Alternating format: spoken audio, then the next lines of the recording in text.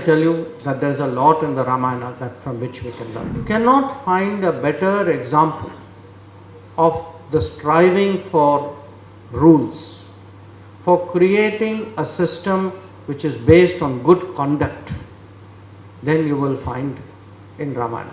In the Ramayana, that there would be occasions when Rama would have, let us say, conducted himself in a manner in which there could be a debate. But in the totality of things, we looked at him from the overall conduct. I look from the perspective of a diplomat, of a politician, as someone who has spent a life in negotiating, in shaping choices, in making choices. And I can tell you that there is a lot in the Ramayana from which we can learn. And finally, as I said, in an era of globalization, for me, looking through the lens of our history, our tradition, our culture, gives me a solid foundation with which we approach the world. Because there is a narrative out there. In fact, there is not only a narrative there, that narrative is here also. That we are all the same. That history, traditions don't matter. That is something ignorant, that is something we should forget. When someone tells you that everybody is the same, let me tell you, this is a new form of domination. Nations are different, cultures are different, people are different.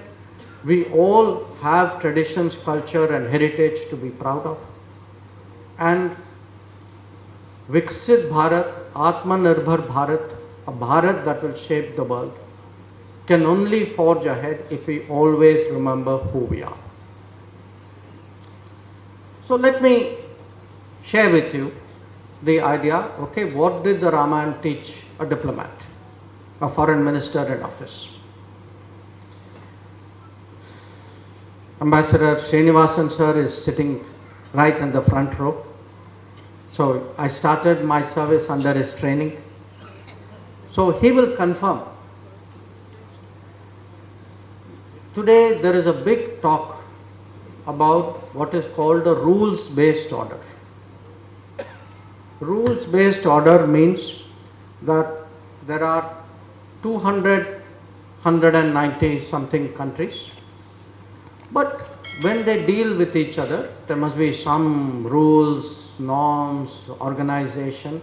In fact, we say New World Order. Order means rules. Now how do you arrive at rules in competition? Through ethics, through norms, by letting out that this is good, therefore please try to do it.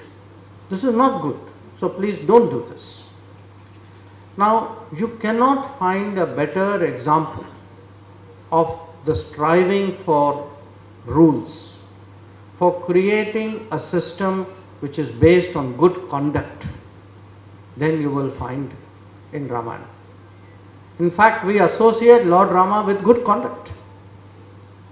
So, what was a person's conduct in a rules-based order should also be a nation's conduct.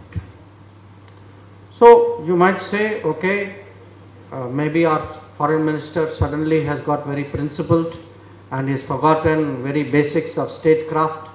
In statecraft, you deal with very tough people, not always nice people, not always ethical people. So, I want to make an important point here. Ethics and principles should be the norm. But if you follow the norm, sometimes when a situation requires, divergences are accepted. So even in the Ramayana, that there would be occasions when Rama would have, let us say, conducted himself in a manner in which there could be a debate. But in the totality of things, we looked at him from the overall conduct. And I would say even today for states, for a nation like India, if we do the right thing with the world, most of the time, ideally all the time. But sometimes, if some situation demands, believe me, the world will understand. So, let me give you another example of international relations. After all, what is the story of Ramayana? That he acquires skills. He is tested. The big test is bending the bow. That is exactly what happens to nations when nations rise.